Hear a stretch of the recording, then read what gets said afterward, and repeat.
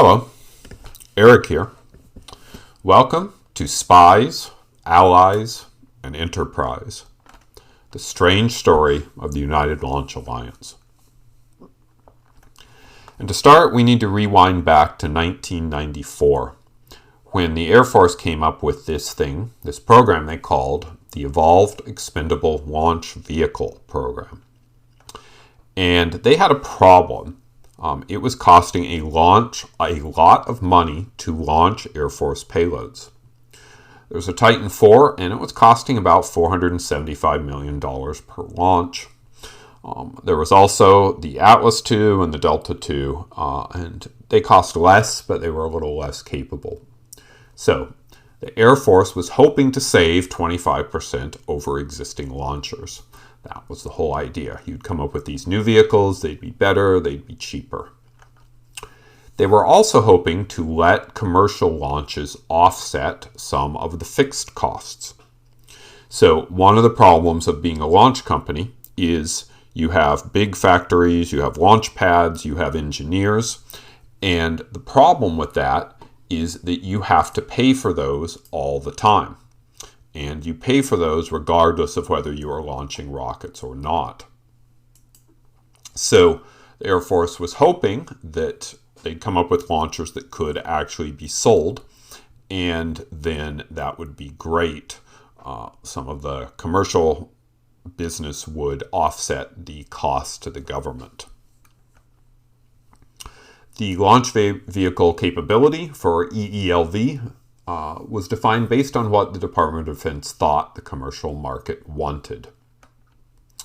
And their plan was to go out, get active proposals. They would choose two providers. It's called a downselect. So go from everyone who's interested, downselect to two providers initially, give them some money to do development, and then finally downselect to one provider for the final award.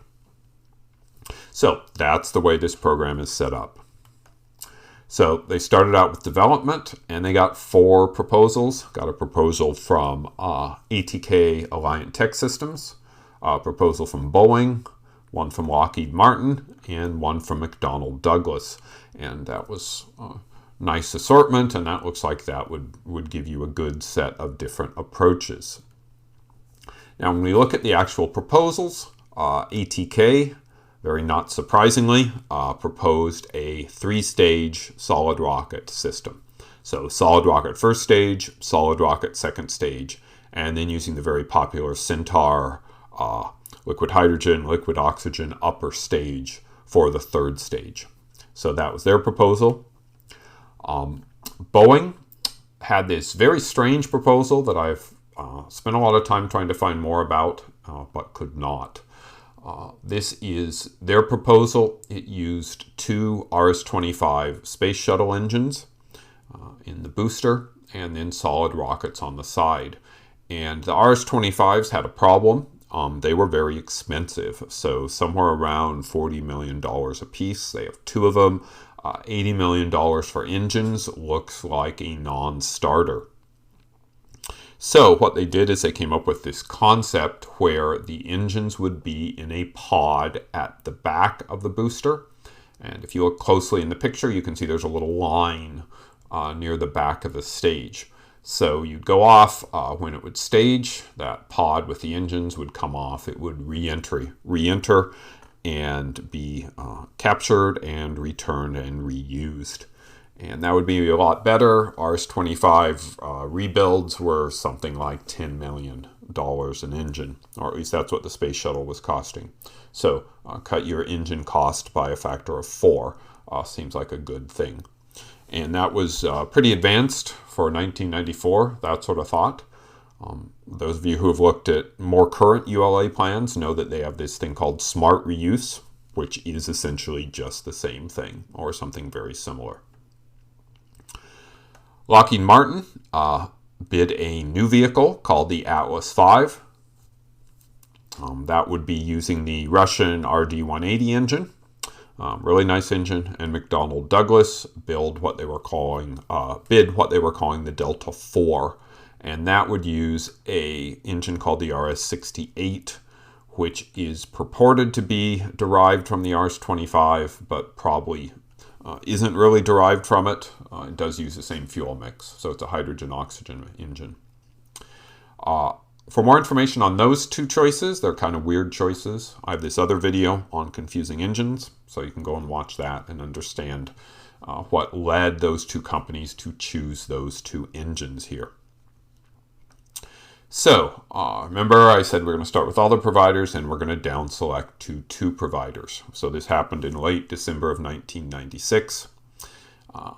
Not really surprisingly, ATK bid, the solid and liquid combination bid, that did not get selected. Boeing's kind of speculative bid to do this recovery thing also did not get selected. So that left us with Lockheed Martin and McDonnell Douglas.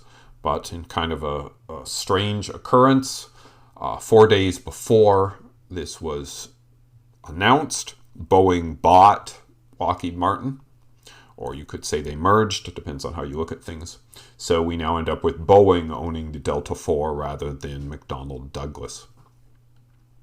So those are the two providers. Those are what we expect. We expect we'll go to the next part, they'll go and build, and then we'll end up with a down select to the final provider. And that was announced in November of the next year. This final down select included a $1.5 billion award to the winning company. So this was a fairly big deal. The idea was that would give enough money to look at all the things they needed to do and do all the development and do hopefully a very nice and efficient job. And at that point, the DoD said, you know, we'd really like two launchers and we think there's going to be a lot of robust commercial demand. So instead of giving one of you $1.5 billion, we're going to give each of you $500 million each. Thereby saving the Department of Defense $500 million. And pretty clearly, this did not make Lockheed Martin or Boeing very happy about what was going on, especially because it depended on the commercial demand part. But that is what DoD decided to do, and they were kind of stuck with it. Ominous foreshadowing music here. So we ended up with really two different vehicles. We ended up with the Atlas V, which has various different configurations based upon how many solid rocket boosters. With Delta IV, we ended up with two main configurations. There's what's called the Delta IV Medium, and that comes with various numbers of solid rockets as well. And then there's this weird multiple core Delta IV Heavy. If you've looked at the Falcon Heavy, it's pretty much the same sort of arrangement. There was in fact an Atlas V Heavy that Lockheed Martin said they would build, but they never got around to it. They didn't get awards to fly things that needed it. So those were going to be the vehicles for the EELV program. And in 1998, we ended up with what was called Buy One. So the government went out, they did the bids, and to figure out who got what. There were 28 total missions. Boeing got 19 of them, and Lockheed only got 9. So definitely a win for Boeing there for the Delta. Buy Two, there were only 6 missions. Those got split evenly between Delta IV and Atlas. And this led to a kind of big problem.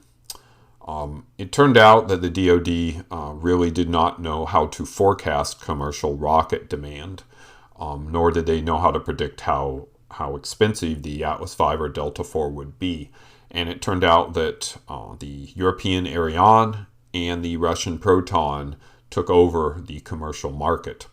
And there really wasn't a lot of call for either of these boosters. I went and looked. I think I found one Delta IV commercial payload launch, and I found about 5 Atlas V commercial payload launches in the early years. So that wasn't really starting to work. The DoD predictions of robust commercial demand really did not pan out, and the DoD made it worse because they decided to select 2 providers. And Lockheed and Boeing decided to play a very interesting card. The nice launch program, it would be a shame if something happened to it card. And they basically said, hey, this isn't working for us. This just isn't enough money to make these programs worthwhile. So we ended up with this new concept in Buy 3. And Buy 3 was going to be 22-ish launches split between Lockheed Martin and Boeing. They really didn't specify exactly how many there would be and how they would be split. The new part is the government would pay for the fixed costs for Lockheed Martin and Boeing on a cost-plus basis. So what this meant was each of those companies could go and say, well, we have these launch pads that we have to pay for every year, and we have all these engineers, and we have all this factory equipment, and we have all these other things. And that gave great incentive for the companies to push as much of their fixed costs into this program. And then the government would pay them that much money plus, a little bit on top to make it worth their while. And this was to counter the problem of there being no commercial call for these two launchers, or very little. And then each year the government orders the next set of launches on what they called a fixed price basis. So basically you give an amount each year for being capable of launching, and then a fixed price for the launches you actually do. So this strategy is designed to better predict and manage costs. And I pulled that out of one of the DoD documents that described this. In case this really wasn't clear, Lockheed and Martin progressed from being in the business of getting paid to launch rockets to getting paid to be capable of launching rockets, which seems like a really, really nice business to be in for Lockheed Martin and Boeing. You don't really have to be particularly competitive. You just get paid for your fixed costs plus a nice bit of profit, and then you can charge pretty much what you want on top of that for the launches you actually do.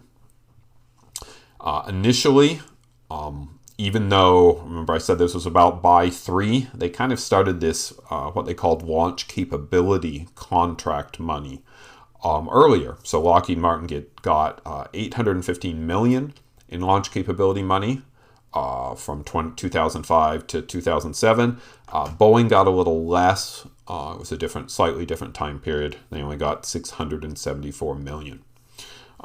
So this is looking like it's a very nice business to be in for Lockheed Martin and Boeing. And then we get to 2003, and something very interesting happened. So you remember how I talked about Buy 1 and how Boeing won the majority of the market. They won 18 launches versus 9 for Lockheed Martin. And this was kind of a surprise because the Delta didn't look to be as cheap of a vehicle as the Atlas V, but they won. And it turned out there was actually a very good reason why they won. There was a Lockheed Martin employee who left and went and joined Boeing. And along with him joining Boeing, he carried along 35,000 documents, confidential documents from Lockheed, and that allowed Boeing to reverse engineer how Lockheed did pricing, and it allowed them to underbid Lockheed on those early buys. And this was a really, really, really big deal. So Lockheed sued Boeing over it, and there were criminal charges against the people involved as well. So we had this big lawsuit coming up. And later that year, Boeing, I'll read this. Boeing announced last week it was withdrawing from military space markets and taking a $1.1 billion charge on operations. Since the NRO, National Reconnaissance Office, or DoD, or Air Force, was the only existing customer for Delta IV, Boeing is left with a next-generation launcher with no customers. So they've built this thing. It's not very cheap. They don't have any other customers. They are just going to leave. And this looks like a really great deal for Lockheed Martin. This means they can move and get kind of what they expected to get at the beginning of this program. A sole source where they would be the only people doing this. Now they have these launch capability payments. So that looks like a really good deal for Lockheed Martin, and Boeing, having committed some very, very obvious crimes, gets barred from participating anymore. And that looks great for Lockheed Martin and bad for Boeing. So we'd expect that Lockheed Martin would take over, Boeing would go away, and that's how things would progress. And of course, that is not what happened. In May 2005, we ended up with the Atlas V and the Delta IV programs, and they were spun off and merged into this new company called United Launch Alliance, owned partly by Boeing and partly by Lockheed. And there's some conjecture as to why this really happened. Some people say that this was just Lockheed wanting to move forward and not deal with these sort of things anymore. You'll see there was a monetary reason for that. Others said this is really all about the Air Force and DoD still wanting two launchers and kind of forcing them to get together and do this. Notice United Launch Alliance as a new thing is not barred from bidding, or at least the Air Force decided they were not barred from bidding on these contracts. But anyway, whatever was the cause, we ended up with United Launch Alliance. Now, whenever we see this sort of thing, two competitors coming together, the U.S. has some very specific laws against monopoly and against mergers that remove competition. So the Federal Trade Commission goes off and looks at this, and they come back, and what do they say? They say the merger between Lockheed Martin and Boeing presents very unique national security benefits that, in the department's analysis, clearly outweighs the loss of competition. For that reason, we have concluded that the joint venture offers advantages over the status quo. So I'll give you my translation of that. My translation of that is the Department of Defense and the Air Force really, really want two competitors. And that is why I think they were the drivers behind the creation of ULA.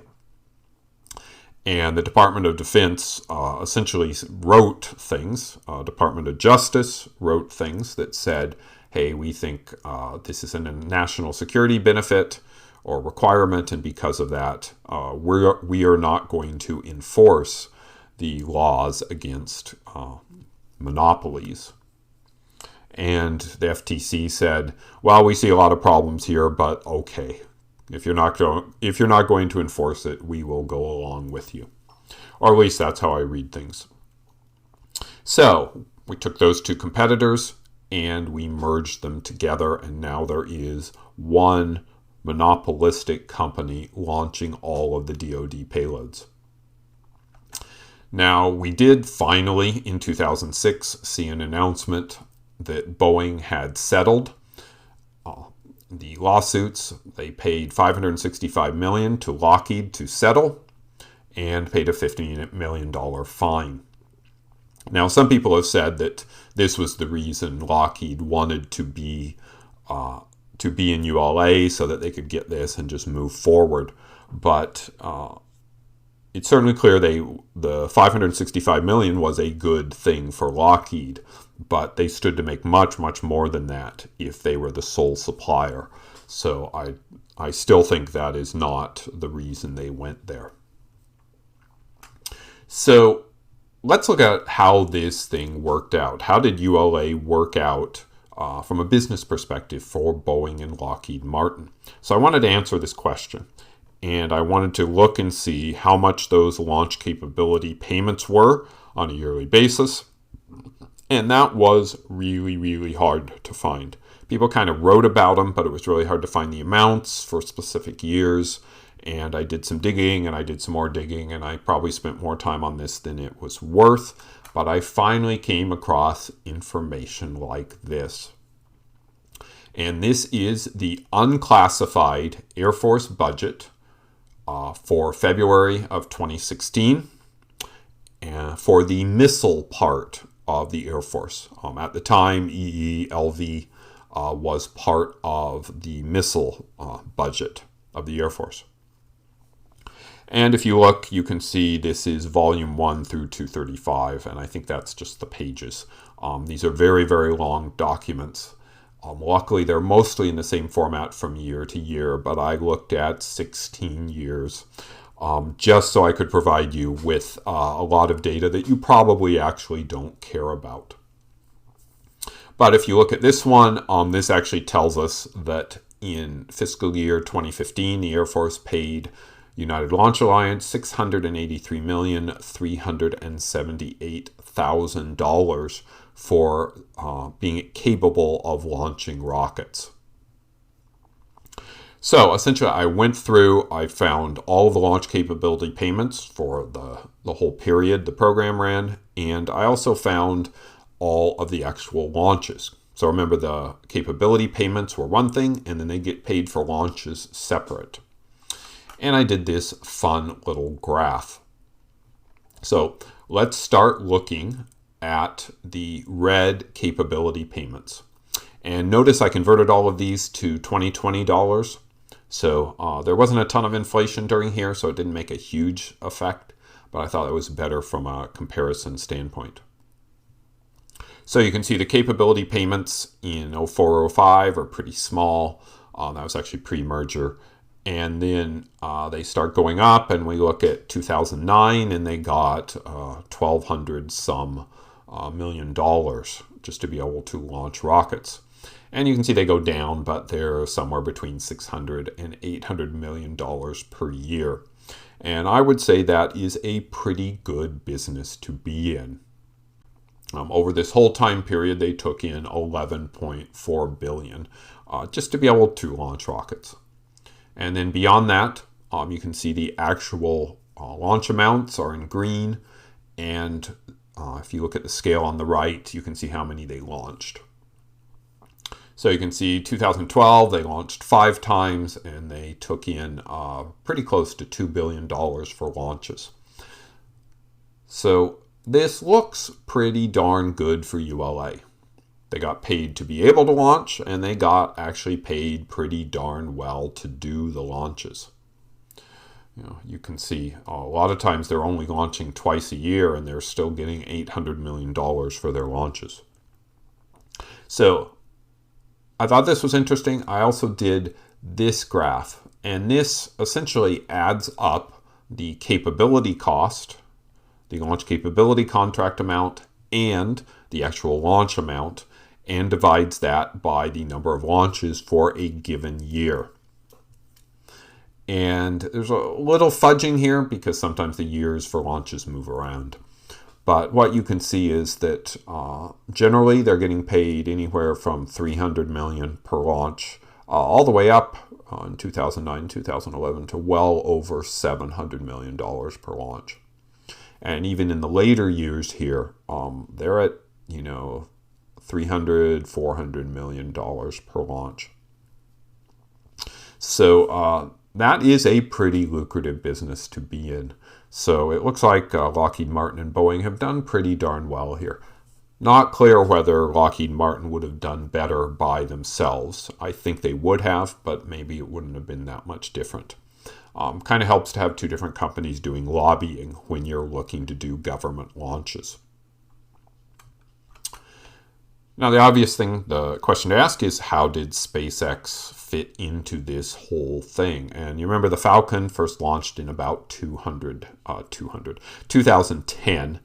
And by the time they were hitting 2014, 2015, they had this very good launcher, the Falcon 9, that was really quite a bit cheaper. So in April of 2014, SpaceX sued the Air Force, and they sued them for a very specific thing the Air Force did. The Air Force did what they called a block buy of 36 booster cores from ULA. And this is called a single source contract. You decide you're going to do this big thing. You just go to one company and you say, hey, what will you do this for? And the company gives you a big number and you say, that looks great, and you just pay the money. And that is really against a number of government procurement laws. But as we've noticed in the past, sometimes DoD kind of works their way around these, especially when it comes to ULA. I went looking for the total amount of this, and you actually cannot find it, or at least I could not find the total amount. This was supposed to be for 5 years.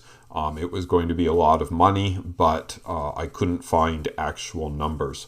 I could find lots of discussion of how good a deal this was for the government and how much money they were saving by doing this as a block buy, which seems pretty unlikely given how United Launch Alliance had been able to take in this large amount of government money for a small amount of launches.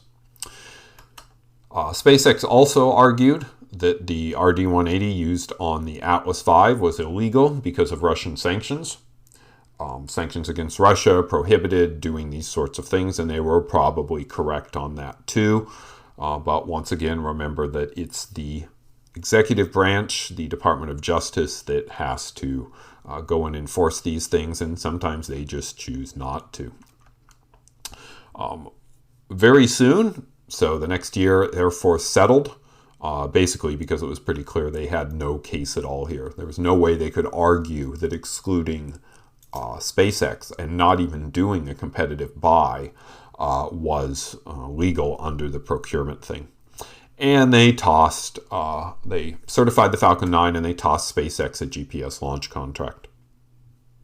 And then a few years later, they tossed SpaceX 3 more GPS launch contracts. And then finally in 2018, SpaceX actually launched a GPS satellite. I think they've launched the other 3 since then. And then 2019, they certified Falcon Heavy. So at this point, it looks like SpaceX is fully certified for all of the launches that the DoD would like to do, and that looks pretty good for the company. And then we end up with essentially the next version of EELV. They decided to rebrand it, partly because, well, the SpaceX launcher was no longer an expendable, and partly because they wanted to emphasize the national security side of things. So we got the NSSL, National Security Space Launch Program. And like the first program, it went out to multiple bidders. I won't go into the details there. ULA bid this new rocket called Vulcan. You remember they had a problem with the RD-180s. They also had a problem with that the Delta IV was ridiculously expensive, so they're going to put them together into this new rocket called the Vulcan that will use engines from Blue Origin. They also put in their contract a fallback to Atlas V if Vulcan was not ready. SpaceX bid Falcon 9 and Falcon Heavy. So 2 rockets are already certified by the government, by the Air Force, to handle all of the payloads for NSSL. And that looks like a very good thing for SpaceX. They're bidding this existing thing. ULA is bidding this new thing with kind of a fallback that has some issues. And so naturally, the DoD gave ULA 60% of the award and SpaceX gets 40% of the award. And I think this is mostly just an indication of status quo and the DoD having this long experience with ULA. But that is the way it stands right now, although it's not really clear what will happen if Vulcan continues to be behind. There have been initial contracts awarded, and we will see what happens if ULA can't fly them. So, that is the strange story of United Launch Alliance, and the strange story of how Boeing got caught spying and then ended up still in a program, and how that program spawned off United Launch Alliance and how they ended up with this very nice and lucrative monopoly and got paid for not launching rockets. So, I hope you enjoyed this. Thanks for your attention, and please subscribe.